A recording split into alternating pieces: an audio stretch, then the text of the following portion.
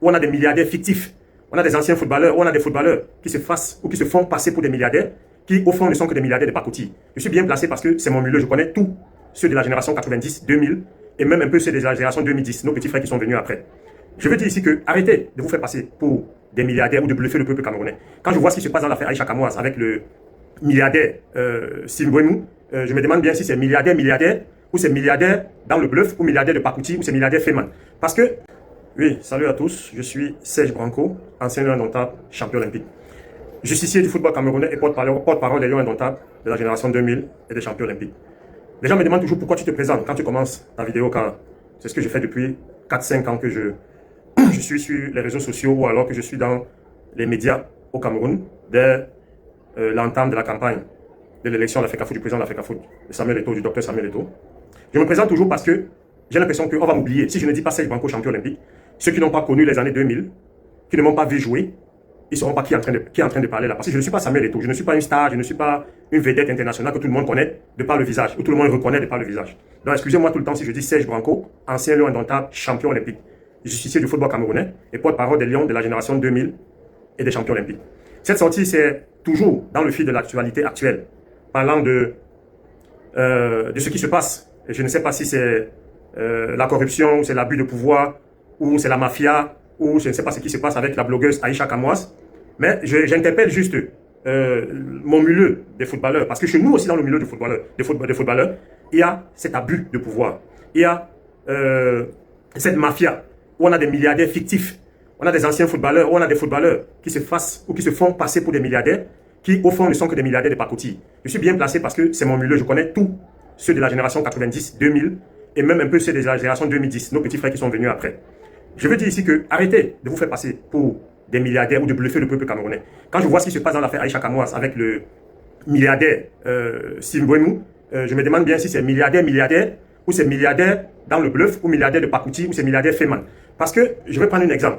Ce que moi j'ai côtoyé avant de venir au Cameroun en 2021, parce que vous savez, je suis parti du Cameroun en 96, et en jouant dans le championnat camerounais, ayant été champion du Cameroun avec l'Unisport du Honcam, qui était l'Unisport du Bafang avant, j'ai fait ma carrière. Donc je suis revenu pratiquement en 2018 d'abord pour être manager général et directeur général de Bambuto Football Club de Bouddha. Je suis reparti quand ça n'a pas marché. Je vais vous expliquer pourquoi, ce qui n'a pas marché. Toujours à cause des abus de pouvoir, toujours à cause de la malhonnêteté de certains pseudo-milliardaires. Car le président de Bambuto Football Club de Bouddha, il se faisait passer pour un milliardaire. Il envoyait des fausses nouvelles. Il payait des gens dans les réunions, les associations des supporters pour aller raconter aux élites, pour aller raconter aux gens qu'il est milliardaire. Il connaît le président de la République parce qu'il a une chaîne de télévision privée. Et il profitait de ça pour faire du chantage et soutirer de l'argent aux élites. L'argent de l'équipe de l'association des supporters, il s'enrichissait avec. Il s'est construit un immeuble, un hôtel, un duplex dans son village en 10 ans de présidence à la tête de Bambuto Football Club de Bouddha. Alors que Bambuto n'a jamais rien gagné. Bambuto, c'est l'équipe la plus mal gérée du Cameroun. Bambuto, c'est l'équipe qui a battu le record de la malgérance et de la malhonnêteté en utilisant 11 entraîneurs en une saison et presque 145 licences pour une saison.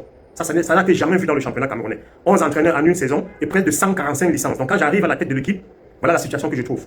J'essaie d'arranger, de moderniser, de structurer administrativement, comme ce que le président de la FECAFOOT a fait à la FECAFOOT, en commençant d'abord par l'administration. Il faut structurer l'administration, il faut un organigramme, il faut que les gens aient un guichet unique, il faut que les gens viennent à l'heure, il faut de la discipline. Si on ne commence pas par ça, il n'y aura pas de résultats sportifs. C'est ce que j'ai essayé de faire, mais comme ce milliardaire était malhonnête et que c'était un bluffeur, il n'avait pas d'argent. Il m'a demandé d'investir mon propre argent et de pouvoir en bénéficier après les résultats. Je lui ai dit, ok, j'ai fait un projet sur 3 ans. Je suis rentré, j'étais en fin de carrière, j'ai jamais été milliardaire, j'ai jamais gagné les millions dans ma carrière. J'ai gagné maximum 30-40 000 euros en tant que footballeur professionnel. Et j'ai la chance d'avoir été champion olympique, ce qui m'ouvre les portes. Je ne viens pas ici donner des critiques ou parler en tant que vedette, milliardaire ou quelqu'un qui a un CV incroyable. Je viens parler parce que j'ai quand même gagné avec le Cameroun, je suis champion olympique. Que ceux qui disent qu'ils sont milliardaires là et qu'ils ont gagné, qui viennent me répondre. Si tu n'as rien gagné avec les Lions Indomptables, si tu n'as rien gagné avec le Cameroun, tu n'es pas à mon niveau. Même si tu es milliardaire, même si tu as fait 20 ans au Real Madrid et à Barcelone. Si avec le Cameroun tu n'as rien gagné, quand on parle de football camerounais, je parle, tu m'écoutes et tu n'es pas à mon niveau. Je veux le dire ça ici parce que les gens m'insultent de Chinda, tu as joué ou tu as gagné quoi. Ce n'est pas un problème de gagner. Maintenant je vous parle des milliardaires fictifs du football camerounais. Ce président de Bambuto, qui n'avait rien, c'était un jongleur au fait, c'était un Feynman. Il m'a aussi fait, parce qu'il m'a fait hypothéquer mon duplex à Douala, à Makepe, que j'avais conçu à ma maman, père à son âme, qui n'est plus de ce monde. Je l'ai hypothéqué, j'ai investi 50 millions dans le recrutement de l'équipe. J'ai recruté des bons joueurs, et je vais le préciser ici que ce n'est jamais arrivé dans l'histoire du football de Bambuto Football Club de Bouddha. Quand j'étais là, on avait 3 joueurs à l'équipe nationale junior, 2 joueurs à l'équipe nationale après. Je vous le dis bien, il y avait le gaucher qui venait de Astrela, je ne sais plus comment il s'appelle, et l'avant-centre qui venait de Canon.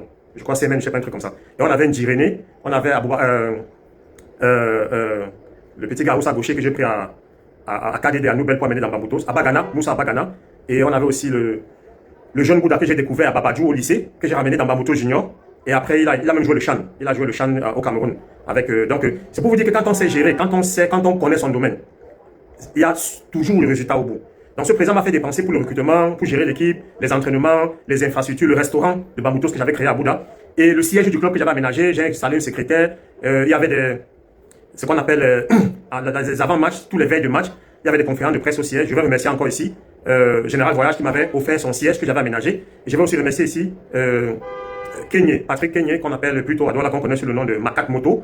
C'est des gens qui m'avaient tellement soutenu à coups de millions, dizaines de millions pour gérer cette équipe. Malgré ce soutien, je n'ai pas pu toucher cet argent. Parce que chaque fois que j'allais dénicher des financements, ou quand j'allais voir des élites qui donnaient de l'argent, et le payaient dans le compte de l'équipe. Et pour retirer cet argent, c'était un problème. Le PCA, je faisais entrer 15-20 millions, je ne voyais même pas 5 millions sortis. Il me disait, va aller voir, va récupérer l'argent. Donc, au fait, il m'avait utilisé pour arnaquer les élites. Et quand j'étais près de lui, je me suis rendu compte qu'il n'a rien. Parce que quand j'allais voir ma carte et que ma carte me donnait 7 millions, il m'appelait 50 fois avant de dormir. Je veux amène-moi l'argent là demain, amène-moi le chèque là, dépose dans mon compte. Quand j'allais voir Général Voyage, que Général Voyage donnait 5 millions ou 7 millions, il m'appelait 50 fois la nuit. Le matin, viens me donner l'argent aussi à mon bureau, mets ça dans le compte. Donc c'est pour vous dire qu'il y a tellement de bluffeurs dans ce milieu. Et quand je vois, et je vais vous dire, il n'y a aucun footballeur qui est milliardaire, qui finit sa carrière et qui vient vivre au Cameroun, qui vient présenter ses grosses voitures, ses gros immeubles. Ça veut dire que c'est un bluffeur. Il prend son nom, il utilise son nom pour vous faire croire. Les milliardaires qui ont joué au foot au Cameroun, il n'y en a pas deux. Je vous dis, dans tout le milieu du football camerounais, il n'y a pas deux footballeurs camerounais milliardaires. Samuel Eto'o, c'est clair. Il a joué son argent, on peut le compter, à Angers, Makashkara, à Barcelone et tout. Quand vous allez dans Forbes, vous allez trouver sa fortune et tout. Maintenant, est-ce que cette fortune est réelle ou pas réelle, ou actuelle ou pas actuelle, je ne peux pas vous dire. Mais il est milliardaire parce qu'il a gagné cet argent et on a vu. Les autres là, c'est qu'ils ont gagné. Si moi je vous dis pas que je n'ai jamais gagné plus de 30 000 euros quand j'étais dans ma carrière, vous n'allez pas savoir. Je peux venir vous dire que j'ai gagné 1 million, 100, 250 000 euros. Dieu merci, j'avais une maman qui essayait de prendre le peu que j'ai envoyé au pays. Elle essayait de placer ça à gauche, à droite. Et que je peux me retrouver avec certaines choses dont je ne veux pas énumérer ici. Mais je me suis marié très tôt. Et c'est l'erreur que font beaucoup de jeunes footballeurs. Ne vous mariez pas très tôt quand vous commencez à jouer. Votre premier contrat, vous avez 30 000 euros, vous épousez une femme. Et en plus, même quand vous épousez une femme ou une famille de riches, ou alors une fille qui allait à l'école, ou que vous allez inscrire à l'école, qui va fréquenter, qui sera intellectuelle. Parce que si tu es footballeur et que tu n'as pas de diplôme, tu n'es pas intellectuel, tu n'as pas fréquenté, tu peux épouser une fille qui ne sait lire ni écrire, ou une fille des quartiers bizarres, des quartiers compliqués. Crois-moi, pendant que tu vas jouer, tout ira bien. Mais dès que tu vas arrêter de jouer, le divorce est à côté. C'est ce que j'ai vécu. J'étais à 34 ans, j'étais en fin de carrière. Je suis allé jouer en Grèce, je rentre chez moi un soir, je trouve que la femme a déménagé, elle a changé les clés. Entre temps, elle a pris un avocat parce que en Grèce, je faisais 4-5 mois sans être payé. Et j'avais décidé de finir en Grèce, de porter plainte à la FIFA, d'aller m'installer dans un autre pays. Et dans ce cas-là, la femme a vu que les entrées, il n'y avait plus. Chaque mois, j'ai déposé 3-4-5 000 euros sur la table pour faire des courses. Parce qu'elle ne fréquentait pas, elle n'allait pas à l'école, elle était venue dans le mariage. Donc ce qui fait que quand je suis arrivé en fin de carrière, qu'il n'y avait plus ces 3-4-5 000 que j'ai donné chaque mois pour des courses. C'était le genre, maintenant, il faut vous donner 1000 euros, il faut me dire ce que tu veux faire, pourquoi. C'est devenu compliqué. Elle a commencé à chercher sa route dans son lingue. J'arrive un jour, je trouve qu'elle a pris un avocat. Elle a divorcé parce qu'elle avait déjà un gars quelque part qui gérait pendant que je jouais à l'étranger. Et c'est comme ça que j'arrive un soir, me dit le compte est bloqué, ta femme a fait opposition. La maison, elle a déménagé. J'arrive, le voisin me dit ta femme, ça fait 3 semaines qu'elle est partie, elle habite plus ici. Donc, et quand je cherche même où elle habite, la police me dit interdit parce qu'elle a dit que tu es dangereux, elle a dit qu'elle a peur de toi. Vous savez, quand une femme veut se débarrasser de toi, elle utilise tout. Bon, j'ai compris qu'après 10 ans, 12 ans de mariage et 4 enfants, c'était mort. C'était mort. Donc, il fallait se retrouver. Et moi qui suis moi avec un parking de Mercedes S500, une Audi Q7 et même une Cadillac Escalade, je me retrouve comme ça, aller squasher sur ma petite soeur en Belgique, à qui je vais dire un bonjour ici, Marie-Laurence Mayekou, qu'on appelle Néné, et ma grande soeur en Angleterre, et Koumama Mireille aussi. Je suis allé squatter chez mes soeurs parce que mon contrat en Grèce n'était plus payé. J'ai porté plainte à la FIFA. En attendant, je ne pouvais pas jouer. Donc je me suis retrouvé sans abri en Europe. Donc faites très attention avec ces milliardaires. On connaît dans le football camerounais un soi-disant milliardaire qui était président du club à Douala, qui enfermait les joueurs. Tu signes un contrat, tu n'es pas payé, tu te plains, il appelle un commissaire, on te met en cellule. À Bouddha, le président de Bamboutos, malhonnête Feynman dont je vous parle, il a mis des joueurs en cellule. Il a envoyé frapper des joueurs, fermer leur maison. Il m'a fait frapper, agresser. J'ai failli mourir. J'ai déposé une plainte pour menace de mort, pour agression physique. Ça n'a jamais prospéré parce qu'il allait mouiller tout le monde. Que ce soit au parquet, que ce soit au commissariat, à la gendarmerie, tout le monde était mouillé. J'ai encore les plaintes avec moi. J'avais des preuves. J'étais allé à Equinox présenter les preuves qu'il avait des détournements au sein de Bamboutos qui prenaient des subventions à des États africains ou à des grandes structures africaines et qui ne reversaient pas au club. J'ai des gens près de lui qui m'ont envoyé toutes ces preuves. Le jour où je suis allé le présenter à Equinox, j'étais invité un dimanche soir pour venir à l'émission lundi. J'arrive à l'émission à 21h. On vient m'arrêter par des antigas, on me brutalise, on prend toutes ces preuves. Sans preuve, moi j'étais en cellule. À la PJ, bon, j'étais en cellule, c'est trop dit. Je n'ai pas été mis en cellule, j'ai été mis au bureau du contrôleur de la cellule. J'ai passé la nuit. Il a fallu des interventions externes de Séverin Tchounke d'Equinox, de ministre Nganou Djoumessi, pour que je puisse être libéré. Et on m'a opposé, on m'a forcé à signer une lettre. On m'a forcé à signer une lettre d'excuse. Il n'y avait pas de plainte, il n'y avait pas de convocation, il n'y avait rien du tout. Parce qu'il connaissait un procureur à Douala avec qui ils étaient dans des choses bizarres. Il a juste passé un coup de fil, on a envoyé les articles, me kidnapper au siège d'Equinox et m'a mené à la PJ. Donc vous comprenez que le Cameroun, c'est un pays d'abus de pouvoir. J'en ai vécu. Je sais de quoi je parle. Donc si j'avais quelque chose à conseiller à Aïcha Kamoise, c'était de signer cette lettre d'excuse. J'ai signé une lettre d'excuse forcée, alors que je n'avais rien fait. Pendant que j'étais dans la cellule, c'est le lendemain, il a envoyé quelqu'un venir dire que j'ai volé les maillots du club. que j'ai retenu les maillots du club sans permission. Parce que oui, j'étais manager général. J'avais dépensé 50 millions et il devait me rembourser. Il m'avait dit non, quand tu vas vendre les joueurs, tu vas prendre. Donc j'avais le matériel chez moi. Quand il a signé un décret pour me destituer de mon poste de directeur général, de manager général, j'ai gardé ces maillots parce que j'attendais qu'il me paye. C'était bon, garder les maillots, l'équipe n'avait pas que 2 jets de maillots, l'équipe avait 5 jets de maillots. Alors il me dit, il faut que tu remettes les maillots là, et sinon tu ne sors pas. Je lui ai dit, mais les maillots sont chez moi, tu ne m'as jamais demandé les maillots. Donc une fois que j'étais en cellule, il fallait qu'il trouve un motif. Pourquoi il m'a fait arrêter alors qu'il n'y avait pas de motif. Il ne voulait pas juste que je passe à Equinox, présenter les preuves du détournement qu'il avait fait dans l'équipe. Donc c'est une fois que je suis là, on me dit que tu as accusé parce que tu as gardé les maillots, tu as volé les maillots du club. J'ai dit, ok, il n'y a pas de problème, j'envoie les chercher. Et on m'a forcé à signer une lettre de reconnaissance ou d'excuse. Alors que j'avais rien fait. Sinon on m'envoyait en prison parce que le procureur c'était son ami. J'ai dit encore merci à John Bonaventure, mon tuteur, qui m'avait conseillé, qui m'avait dit non. Je ne souhaite pas que tu ailles en prison parce que ce gars va t'envoyer en prison. Le procureur avec lui, ils sont dans des choses compliquées, dont je ne veux pas expliquer ici, mais je sais de quoi je parle. Ce gars, c'est un mafieux, c'est un bandit de grand chemin. Ce président de Bamboutou dont je vous parle. Donc, si tu vas en prison là-bas, on ne sait pas ce qui va t'arriver, on ne peut pas souhaiter à quelqu'un d'aller en prison. Voilà ce qu'une John m'avait dit. Je ne voulais pas signer parce que je ne reconnaissais pas je ne savais pas pourquoi on m'avait arrêté.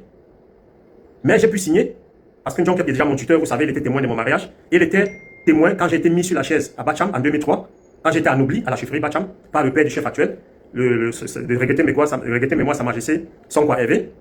Donc je vais profiter ici pour saluer mon chef supérieur Bacham, qui est un jeune chef très dynamique, qui apporte un peu de modernité et de fraîcheur à la chefferie Bacham, le chef actuel. Donc je voudrais dire ici que j'aurais souhaité, j'aurais conseillé, moi je ne connais pas ce Steve Bienou, c'est vrai qu'à un moment donné, j'avais un projet pour une émission de sport de pro à la télé, j'ai quelqu'un qui m'a dit, bon je le connais, Bico TV, je vais te mettre en contact avec lui, il est intéressé, il va parler avec toi. Bon après ça a tourné, je n'ai plus jamais eu contact avec lui. Donc moi j'aurais souhaité, je ne souhaite pas que quelqu'un aille en prison, parce que tout ce qu'on entend dire de la prison au Cameroun, si tu entres, tu ne sors jamais indemne.